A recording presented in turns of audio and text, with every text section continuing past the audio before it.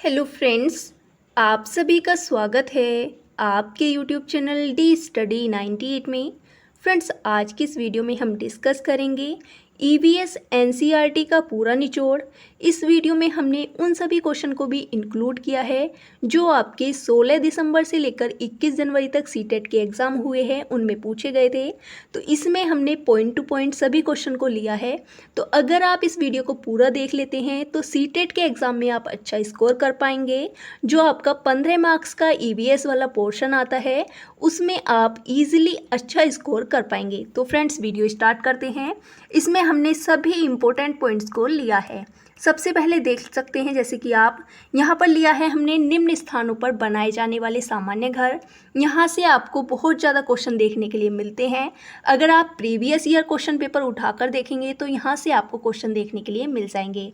तो बात करें अगर मनाली की, तो मनाली में कैसे घर पाए जाते हैं? पत्थर या लकड़ी से बने ढालू छतों वाले घर। ये क्वेश्चन आपका बहुत ज़्यादा एग्जाम में पूछा जाता है। इसमें हमने जितने भी पॉइंट लिए हैं वो सभी इम्पोर्टेंट हैं, तो ध्यान से इनको पढ़ें और अपने माइंड में अच्छे से सेट कर लें। बात करें अगर राजस्थान की, तो राजस्थान में मिट्टी के घर बनते हैं जिनकी जो छतें हैं वो कटीली झाड़ियों से छाई होती हैं। राजस्थान के घर हम ऐसे भी याद कर सकते हैं कि राजस्थान का जो इलाका है वो कैसा होता है, रेतीला। तो वहाँ पर घर कैसे बनेंगे? मिट्टी के। और वहाँ पर जो पेड़ पौधे होते हैं तो वो कटीली झाड़ियों के टाइप के होते हैं। तो जो छतें हैं उन घरों की वो भी कटीली झाड़ियों से छाई रहती हैं। नेक्स्ट है आपका असम। तो असम में कौन से घर होते हैं? तो बांस के खंभों पर बने ऊंचे उठे हुए घर। यहाँ पर बांस के खंभों पर घर क्यों बनाए जाते हैं? क्योंकि असम में बहुत ज़्यादा बारिश होती है, इसलिए जो घर हैं वो धरातल से 4 से 5 मीटर की ऊंचाई पर बनाए जाते हैं। नेक्स्ट है आपका लद्दाख। लद्दाख में किस तरह के घर होते हैं? तो यहाँ पर पत्थर के बने हुए घर होते हैं जिनकी फर्श और छतें जो होती हैं वो लकड़ी की बनी हुई होती हैं। नेक्स्ट पॉइंट है, यहाँ पर हम हाथियों से बनने वाले सभी क्वेश्चन को डिस्कस करेंगे। हाथियों से आपके बहुत ज़्यादा क्वेश्चन पूछे जाते हैं, प्रीवियस ईयर में भी पूछे गए हैं। जो अभी सीटेट का एग्ज़ाम हुआ है उसमें भी आपको देखने के लिए मिल जाएंगे। तो बात करें अगर हाथियों के झुंड की सरदार की, तो कौन होता है? सबसे बड़ी बूढ़ी मादा हाथी। जो नर हाथी होते हैं वो 14 से 15 वर्ष की आयु में झुंड को छोड़ देते हैं और एक झुंड में 10 से 12 मादा हाथी होते हैं और कुछ बच्चे होते हैं। क्योंकि जो नर हाथी हैं वो 14 से 15 वर्ष की आयु तक ही झुंड में रहते हैं, तो जो झुंड है उसमें कौन बच जाएगा? मादा हाथी और बच्चे। बात करें अगर एक वयस्क हाथी की, तो एक दिन में 100 किलोग्राम पत्ते और टहनियाँ खा लेते हैं। हाथी एक दिन में 2 से 4 घंटे सोते हैं और अपनी त्वचा को ठंडी करने के लिए ये मिट्टी में लेटते हैं। नेक्स्ट पॉइंट है आपका, इसमें हम डिस्कस करेंगे प्रमुख स्थानों पर पसंद किए जाने वाला भोजन। जैसे कि सबसे पहले बात करें तो हांगकांग। बात करें अगर हांगकांग की, तो यहाँ पर पकाया हुआ सांप खाया जाता है। और पकाए हुए सांप के भोजन को क्या कहा जाता है? तो इसे कहा जाता है लिंग हू फेन। क्या कहा जाता है? लिंग हू फेन। नेक्स्ट है आपका केरल। तो केरल में पसंद किया जाता है आपका किसी भी करी के साथ उबला हुआ टैपियोका। टैपियोका क्या होता है? तो ये एक प्रकार का चावल है। नेक्स्ट है कश्मीर। कश्मीर में खाया जाता है सरसों के तेल में बनी मछली। बात करें अगर गोवा की, तो गोवा में नारियल के तेल में बनी हुई मछली पसंद की जाती है और कश्मीर में सरसों के तेल में, गोवा में नारियल के तेल में।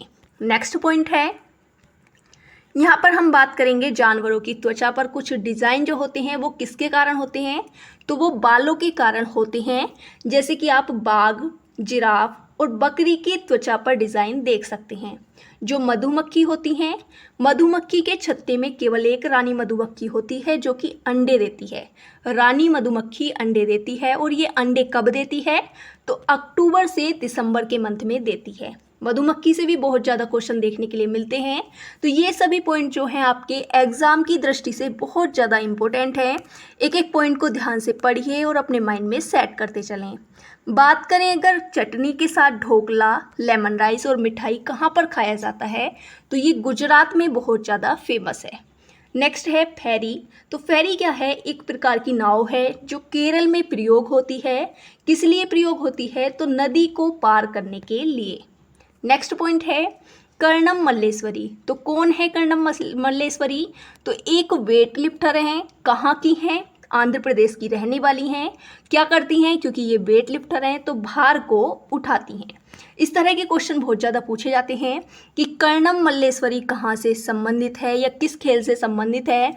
इसी तरह से आपसे पूछ सकता है पीवी सिंधु कहाँ से संबंधित है, किस खेल से संबंधित है, साइना नेहवाल किस खेल से संबंधित है। तो इस तरह के क्वेश्चन को आप बहुत ज़्यादा अच्छे से पढ़कर जाएं। नेक्स्ट पॉइंट है फूलों की घाटी। तो अगर हम बात करें फूलों की घाटी की तो ये उत्तराखंड में स्थित है। नेक्स्ट है कोयल जो होती है वो अपने अंडे कोए के घोंसले में देती है। नेक्स्ट है फाख्ता पक्षी कैक्टस के कांटों के बीच अपना घोंसला बनाता है।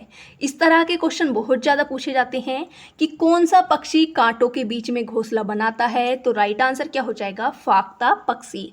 इसी तरह के और भी क्वेश्चन पूछे जा सकते हैं कि तने में कौन सा जो पक्षी है वो घोंसला बनाता है। तो तने में कौन सा बनाता है? तो यहाँ पर आप देख भी सकते हैं बसंत गोरी जो होती है वो पेड़ के तने में गहरा छेद बनाकर अपने अंडे देती है और अपने घोंसले बनाती है।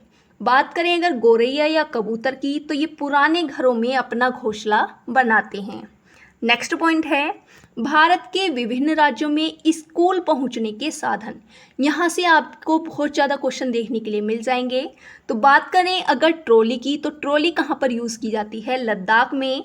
बांस और रस्सी से बना हुआ पुल कहाँ पर प्रयोग किया जाता है? तो ये असम में प्रयोग किया जाता है। नेक्स्ट है सीमेंट का पुल। तो जो सीमेंट के पुल होते हैं बने हुए वहाँ कहाँ पर होते हैं? तो सामान्य क्षेत्रों में होते हैं, जैसे दिल्ली, मुंबई, यूपी, इन सभी में क्या होते हैं? सामान्य क्षेत्रों में सीमेंट के पुल होते हैं। नेक्स्ट है वल्लम। वल्लम क्या होता है? एक लकड़ी की छोटी सी नाव होती है और ये कहाँ पर होती है? तो केरल में होती है।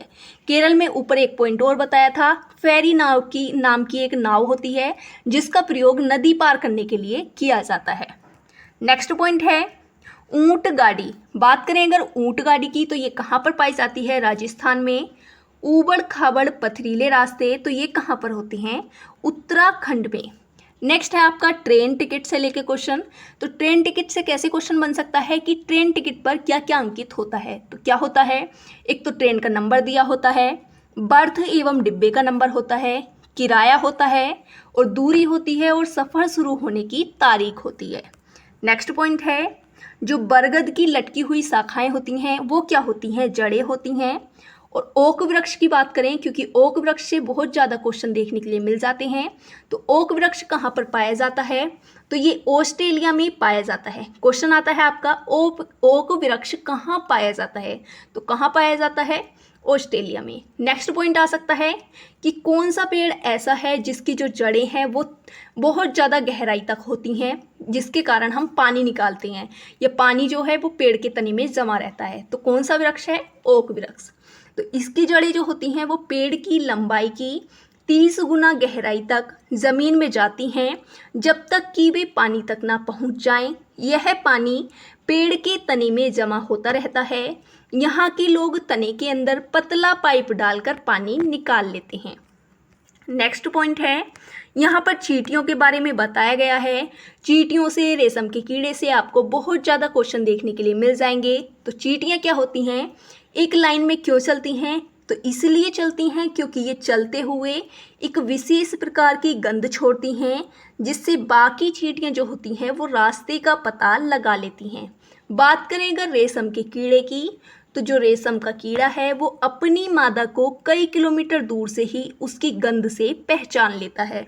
नेक्स्ट पॉइंट है चिड़ियों के बारे में। तो चिड़ियाँ जो होती हैं उनकी आँखों की जो पुतली हैं वो स्थिर रहती हैं, इसलिए वस्तुओं को देखने के लिए उन्हें पूरी गर्दन को घुमाना पड़ता है। और जो चिड़ियाँ होती हैं वो एक ही समय पर अलग अलग आँखों से अलग अलग वस्तुओं को देख सकती हैं। और जो बाज, चील और चमगादड़ होते हैं ये मनुष्य से 4 गुना तेज देख सकते हैं। ये क्वेश्चन आपका बहुत ज़्यादा पूछा जाता है कि मनुष्य से 4 गुना अधिक तेज कौन देख सकता है? तो आंसर क्या हो जाएगा? बाज, चील या चमगादड़। नेक्स्ट पॉइंट है यहाँ पर है रात में जागने वाले जो जानवर हैं या पक्षी हैं वो वस्तुओं को केवल काला या सफ़ेद रंग में ही देख पाते हैं। जैसे उल्लू है तो उल्लू वस्तुओं के रंग को कैसा देखेगा? तो केवल काला या सफ़ेद रंग ही देख पाएगा। नेक्स्ट पॉइंट है, जो सांप होते हैं वो सुन नहीं पाते, केवल जमीन पर जो कंपन होते हैं उसे ही महसूस करते हैं और उसी के कारण ही रेंगते हैं। तो सांप क्या होते हैं, उनके बाहरी कान नहीं होते। नेक्स्ट पॉइंट है शिकारी पौधे के बारे में। यहाँ से क्वेश्चन बहुत ज़्यादा देखने के लिए आपको मिल जाएगा। तो शिकारी पौधे को हम निपेंथिस भी कहते हैं। इसका एक और नाम है घटपर्णी पौधा, क्योंकि ये क्या होता है, घड़े के आकार का होता है। बात करें अगर निपेंथिस क्या है, तो ये एक ऐसा पौधा है जो कीड़े का शिकार करता है। ये कहाँ पर पाया जाता है, ऑस्ट्रेलिया, इंडोनेशिया और भारत में कहाँ पर पाया जाता है, तो मेघालय में पाया जाता है। ये क्वेश्चन बहुत ज़्यादा आता है कि जो निपेंथिस है या शिकारी पौधा है वो भारत में कहाँ पर पाया जाता है, तो आंसर क्या होगा, मेघालय में। इसमें एक सुगंध होती है जो कीड़ों को आकर्षित करती है। जो इसका आकार है वो लंबे घड़े जैसा होता है, इसलिए हम इसे क्या कहते हैं, घटपर्णी पौधा। और इसके ऊपर क्या होता है, पत्ती का ढक्कन लगा हुआ रहता है। नेक्स्ट पॉइंट है, मलेरिया की जो दवाई है वो किससे बनाई जाती है, तो सिनकोना पेड़ की छाल से बनाई जाती है। मच्छरों से फैलने वाले रोग कौन कौन से हैं, तो मच्छरों से डेंगू, मलेरिया और चिकनगुनिया फैलता है।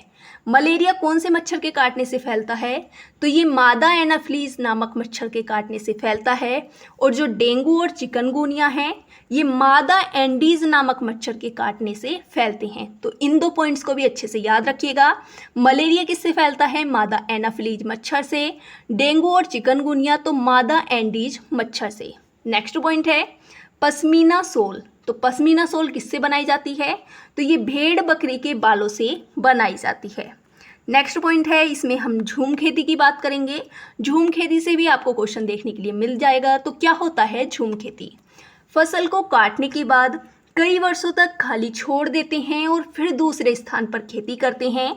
और खेती करने के बाद छोड़े गए स्थान पर जो घास उगती है उसे जला दिया जाता है और जलाने पर जो राख होती है वह जमीन को उपजाऊ बनाने का काम करती है। इसे स्थानांतरित खेती भी कहा जाता है। और ये खेती जो है वो भारत के उत्तर पूर्वी क्षेत्रों में की जाती है। तो क्वेश्चन आ सकता है कि झूम खेती भारत में कहाँ पर की जाती है, तो ये भारत के उत्तर पूर्वी क्षेत्रों में की जाती है। नेक्स्ट पॉइंट है जंगल अधिकार अधिनियम से। तो बात करें अगर जंगल अधिकार अधिनियम की, तो इसके अनुसार क्या है, जो व्यक्ति जंगल में कम से कम 25 वर्षों से रह रहा है उसका उस भूमि पर और उसके पैदा होने वाली वस्तुओं पर क्या हो जाता है, अधिकार हो जाता है। ये क्या है, जंगल अधिकार अधिनियम 2007। नेक्स्ट पॉइंट है, कुछ खाद्य पदार्थ होते हैं जैसे कि आंवला, पालक और गुड़, इनमें क्या होता है, लौह तत्व की प्रचुर मात्रा पाई जाती है। क्वेश्चन आपका पूछा जा सकता है कि लौह तत्व की कमी से कौन सा रोग हो जाता है, तो आंसर क्या हो जाएगा, एनीमिया रोग हो जाता है। तो इसे भी याद रखिएगा कि लौह तत्व की कमी से कौन सा रोग होता है, तो एनीमिया रोग हो जाता है। नेक्स्ट पॉइंट है मिर्च। तो बात करें अगर मिर्च की, तो इसका मूल उद्गम देश कौन सा है, तो मैक्सिको को माना जाता है। और हमारे देश में मिर्च लाने वाले जो व्यवसायी थे वो कहाँ से थे, दक्षिणी अमेरिका, मैक्सिको से ही आए थे। तो क्वेश्चन आ सकता है कि मिर्च हमारे देश में कहाँ से आई थी, तो आंसर क्या हो जाएगा, दक्षिणी अमेरिका से या फिर मैक्सिको से। नेक्स्ट पॉइंट है सिलोत के बारे में। सिलोत के बारे में कई सारे क्वेश्चन आपको देखने के लिए मिल जाएंगे, जैसे कि सिलोत किसकी तरह दिखता है, कितने घंटे सोता है, पेड़ पर कैसे रहता है, क्या खाता है, इसका जीवन काल कितना होता है। इस तरह के आपको अलग अलग क्वेश्चन देखने के लिए मिल जाएंगे। तो सभी क्वेश्चन को इसमें डिस्कस कर लेते हैं। तो बात करेंगे सिलोत की, तो ये भालू की तरह दिखता है लेकिन भालू नहीं होता। और दिन के 17 घंटे सोता है, पेड़ पर उल्टा लटका रहता है और पत्तियां खाता है। एक ही पेड़ पर लगभग 5 वर्ष तक रहता है, जब तक कि उस पेड़ की पत्तियां खत्म ना हो जाएं। और ये 40 साल तक जीता है। इस प्रकार यह पूरे जीवन काल में 8 पेड़ों पर रहता है और सप्ताह में केवल एक बार ही आराम के लिए पेड़ से उतरता है। तो सिलोत क्या है, एक बहुत ज़्यादा आलसी जानवर है जो कि भालू जैसा दिखता है लेकिन भालू नहीं होता। नेक्स्ट पॉइंट है वर्ली चित्रकारी के बारे में। तो बात करें अगर वर्ली की, तो ये क्या है, चित्रकारिता की एक पारंपरिक कला है और ये वर्ली नामक आदिवासी समुदाय की कला है और ये जनजाति जो है वो महाराष्ट्र में पाई जाती है। क्वेश्चन आ सकता है कि वर्ली चित्रकारी कहाँ पर होती है, तो महाराष्ट्र में, और वर्ली नामक आदिवासी समुदाय कहाँ पर पाया जाता है, तो ये भी महाराष्ट्र में। नेक्स्ट पॉइंट है, लद्दाख को ठंडा रेगिस्तान कहा जाता है और जो छिपकली, सांप, गोरैया, कछुआ जो होते हैं ये सभी क्या देते हैं, अंडे देते हैं। नेक्स्ट पॉइंट है, बात करें अगर अंडे देने वाले जंतुओं को तो उन्हें क्या कहा जाएगा, अंडयुज कहा जाएगा, और जो बच्चे देते हैं उन्हें क्या कहा जाएगा, जरायुज। जो उल्लू होता है वो अपनी गर्दन को सर्वाधिक 270 डिग्री पीछे तक घुमा सकता है। बात करें, नेक्स्ट पॉइंट है आपका पोचमपल्ली के बारे में। तो पोचमपल्ली क्या है, ये आंध्र प्रदेश का एक गांव था जहां पर साड़ियों की बुनाई की जाती है। ये साड़ियों की बुनाई के लिए फेमस है। पहले ये आंध्र प्रदेश में था लेकिन अब कहां पर है, तो ये अब तेलंगाना में है। नेक्स्ट पॉइंट है, इसमें कुडुक बोली के बारे में बताया गया है। तो कुडुक बोली क्या है, ओराव जनजाति द्वारा बोली जाने वाली भाषा है और जो ओराव जनजाति है वो मुख्यतः कहाँ पर पाई जाती है, तो झारखंड, छत्तीसगढ़ और उड़ीसा में निवास करती है। तो फ्रेंड्स आज की इस वीडियो में इतना ही रखते हैं। अगर वीडियो पसंद आई हो तो लाइक करें, शेयर करें, कमेंट करें और चैनल को सब्सक्राइब करना ना भूलें।